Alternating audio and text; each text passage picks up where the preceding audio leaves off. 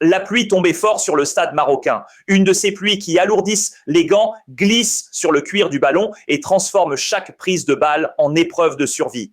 Dans ces cages, Édouard Mandy ne livrait pas seulement une finale de CAN. Il livrait un combat contre les éléments.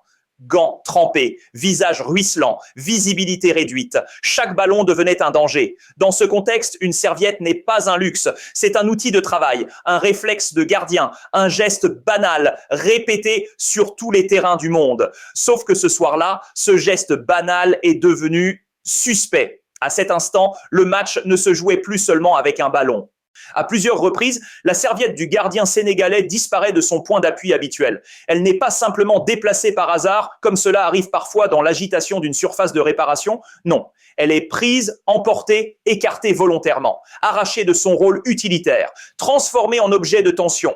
Autour de cette scène, ce ne sont plus seulement des acteurs du jeu qui évoluent, mais tout un environnement qui s'emballe. Des stadiers interviennent, non pas pour apaiser, mais pour participer à la confusion. Des joueurs quittent leur concentration première, celle du ballon, pour se mêler à l'incident. Les gestes deviennent nerveux, les regards lourds, les déplacements suspects. Et soudain, le deuxième gardien sénégalais, venu récupérer ce qui n'aurait jamais dû devenir un sujet, se retrouve poursuivi, accroché, bousculé, puis plaqué au sol dans une scène qui évoque davantage une échauffourée qu'un cadre de finale continentale.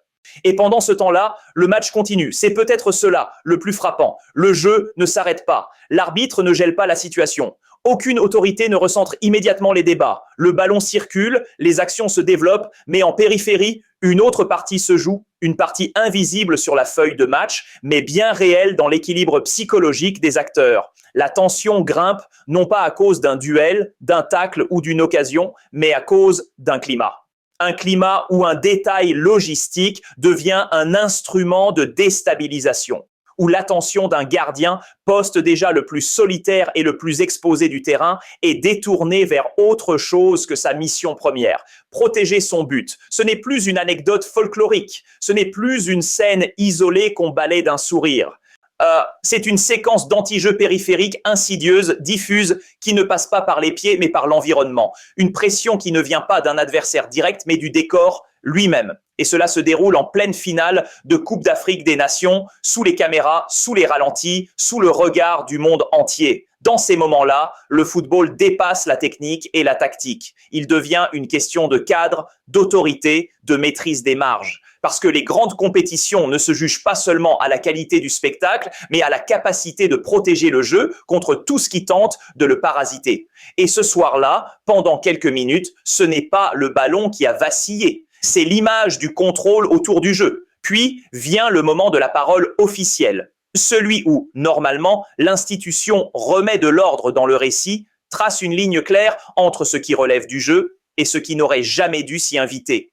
Le président de la commission des arbitres de la CAF prend la parole. Le décor est posé. On s'attend à un rappel ferme au respect du cadre, à une défense du fair play, à une clarification qui referme la parenthèse et protège l'essentiel, le jeu.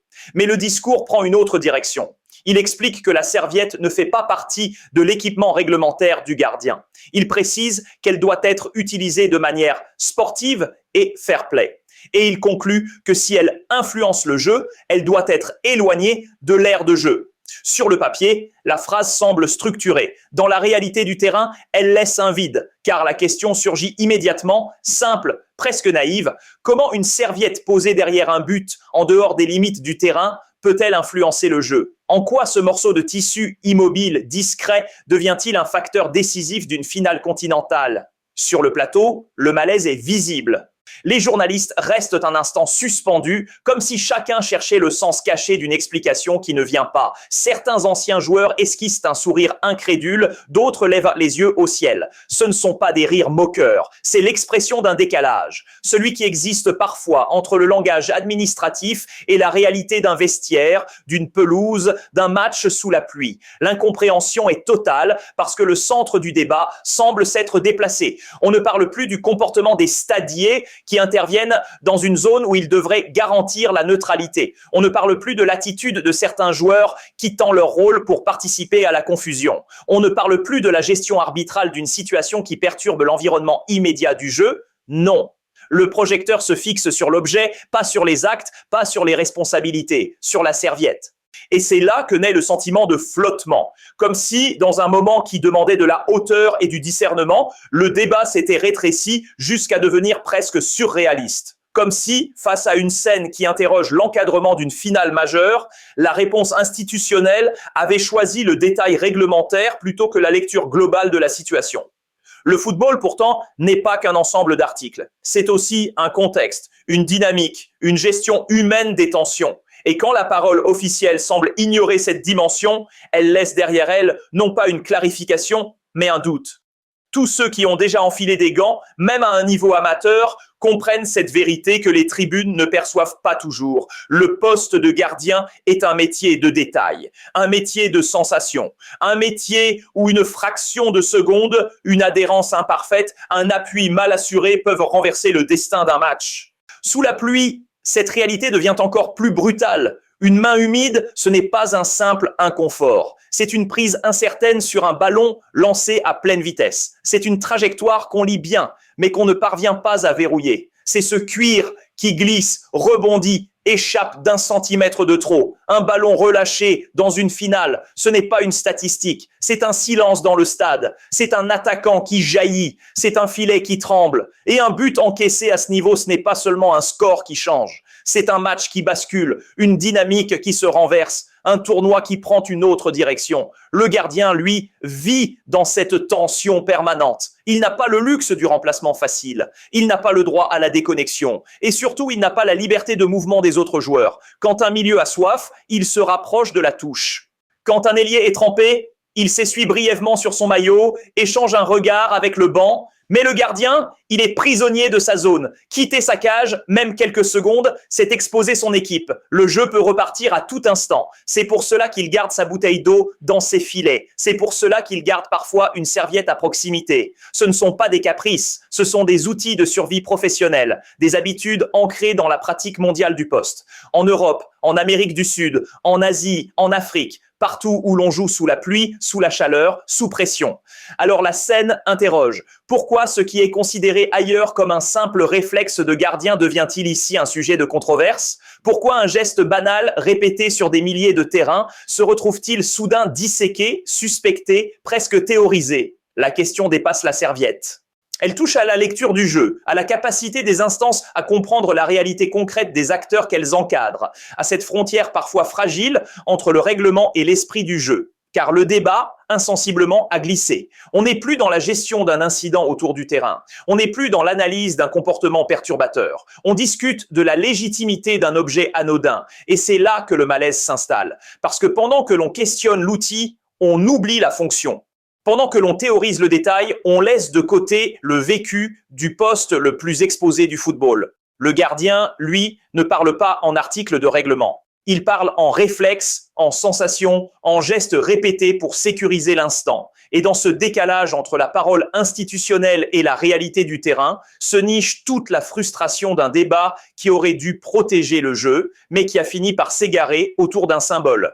Ce que cette séquence met en lumière n'a au fond rien à voir avec un bout de tissu posé derrière un but. Le sujet réel n'est pas textile, il est structurel, il est institutionnel. Il parle d'organisation, de chaîne de responsabilité et de culture de gestion des grands rendez-vous. Car dans une finale continentale, chaque détail autour du terrain est censé être maîtrisé. Rien n'est laissé au hasard. Accès aux zones techniques, rôle des stadiers, circulation des remplaçants, interaction avec les officiels. Ce cadre existe justement pour que le jeu reste au centre et que tout ce qui l'entoure ne devienne jamais un facteur d'influence. On aurait donc pu, et peut-être dû, ouvrir d'autres chantiers de réflexion. La discipline autour du terrain d'abord. Qui fait quoi ? Qui a autorité sur qui? À partir de quel moment une intervention extérieure devient-elle une perturbation du jeu? La responsabilité des organisateurs? Ensuite, une finale de cette ampleur n'est pas un match ordinaire. Elle engage l'image d'une confédération, la crédibilité d'un pays hôte, la confiance des sélections participantes. La gestion des abords du terrain fait partie intégrante du spectacle. Le rôle de l'arbitre face aux perturbations extérieures aussi. L'arbitre ne gère pas seulement les fautes et les hors-jeux. Il est le garant de l'environnement immédiat du jeu. Lorsqu'un élément extérieur vient troubler la concentration d'un joueur, surtout à un poste aussi sensible que celui de gardien, la question de l'intervention ne peut pas être évacuée. L'usage de la VAR aurait également pu entrer dans le débat, non pas pour une serviette, mais pour la cohérence globale de la gestion des situations litigieuses durant la compétition. Car la perception d'une justice sportive dépend de la constance, de la transparence et de la pédagogie autour des décisions. Enfin, il y a les standards d'encadrement d'une finale continentale. Une CAN, ce n'est pas seulement un tournoi, c'est une vitrine. Chaque image, chaque séquence périphérique participe à la perception internationale du professionnalisme de l'événement. Mais au lieu de ce débat de fond, le discours officiel donne l'impression de s'arrêter à la surface, comme si l'on cherchait une réponse réglementaire rapide là où il fallait une analyse globale, comme si le détail technique servait de paravent à une discussion plus large, plus inconfortable. Et c'est précisément là que la frustration s'installe, parce que le public n'attend pas un article de règlement récité mot à mot, les joueurs n'attendent pas une formule prudente, les observateurs n'attendent pas une pirouette sémantique, ils attendent du bon sens, ils attendent qu'on parle du terrain tel qu'il est vécu. Ils attendent une lecture humaine du jeu, capable de reconnaître qu'au-delà des textes, il y a des situations qui appellent du discernement, de l'autorité et une vision d'ensemble. Quand cette attente rencontre un discours perçu comme déconnecté, ce n'est pas seulement une polémique qui naît, c'est un doute sur la capacité des instances à comprendre, protéger et accompagner le jeu dans toute sa complexité. Avec le recul, cette histoire de serviette dépasse largement l'anecdote de match. Elle s'est chargée d'une portée presque symbolique, comme si un détail minuscule avait révélé une fissure plus large dans le décor. Elle est devenue le symbole d'un décalage.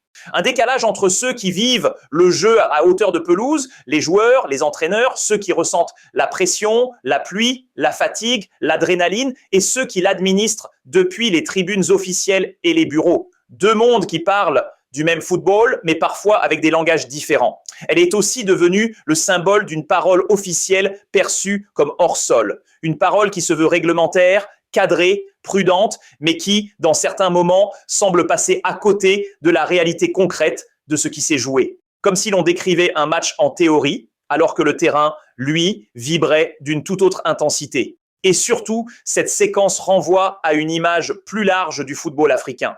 Un football capable d'organiser des cérémonies grandioses, de remplir des stades, de produire des émotions immenses, de révéler des talents extraordinaires. Un football spectaculaire, passionné, vivant. Mais un football qui montre encore parfois des fragilités dans la gestion des marges, ces zones grises autour du terrain, ces détails logistiques, ces moments de flottement où l'encadrement doit être irréprochable. Or, au plus haut niveau, c'est précisément là que se joue le professionnalisme. Pas seulement dans la beauté du jeu, mais dans la capacité à protéger le cadre, à faire en sorte que rien, absolument rien, ne détourne l'attention du ballon, à garantir que chaque acteur évolue dans un environnement maîtrisé, équitable, clair, parce que ce sont ces détails invisibles qui construisent la crédibilité d'une compétition, ceux dont on ne parle pas quand tout fonctionne, mais qui, au moindre accroc, prennent soudain toute la lumière. Et parfois, il suffit d'une serviette pour le rappeler. On oubliera peut-être la séquence exacte des transmissions, la construction précise d'une action, le placement d'un latéral ou le timing d'un appel dans le dos de la défense. Le football est ainsi, le détail technique s'efface avec le temps, absorbé par le résultat et les statistiques. Mais certaines images, elles, restent. On se souviendra de ce gardien sous la pluie, silhouette isolée dans sa surface, cherchant un geste simple pour retrouver ses repères. Pas un geste spectaculaire, pas un arrêt décisif, juste ce besoin élémentaire de sécher ses mains pour faire son métier correctement. On se souviendra aussi d'adultes, joueurs, membres de l'encadrement, personnel autour du terrain, courant, s'agitant, se crispant autour d'un morceau de tissu comme s'il portait un enjeu caché. Une scène presque absurde, mais bien réelle, qui contrastait avec la solennité d'une finale continentale. Et puis, mais il y aura cette parole officielle, posée, sérieuse, institutionnelle, qui laissera derrière elle une impression étrange, celle d'un débat qui s'est déplacé, comme si, au lieu d'éclairer la situation, il l'avait rendue plus floue, comme si le cœur du problème s'était dilué dans l'analyse d'un objet, plutôt que dans celle des comportements et du cadre. C'est souvent ainsi que naissent les images fortes du sport, pas toujours sur un but ou un trophée, mais dans ces instants où le décor révèle autant que le jeu lui-même. Parce que le football raconte parfois ce qui se passe sur la pelouse, la technique, la tactique, l'émotion pure. Et parfois, il raconte ce qui se joue autour, l'organisation, les tensions, la manière dont on protège ou non l'intégrité du match. Ce soir-là, sous la pluie, dans cette finale, il a raconté les deux à la fois.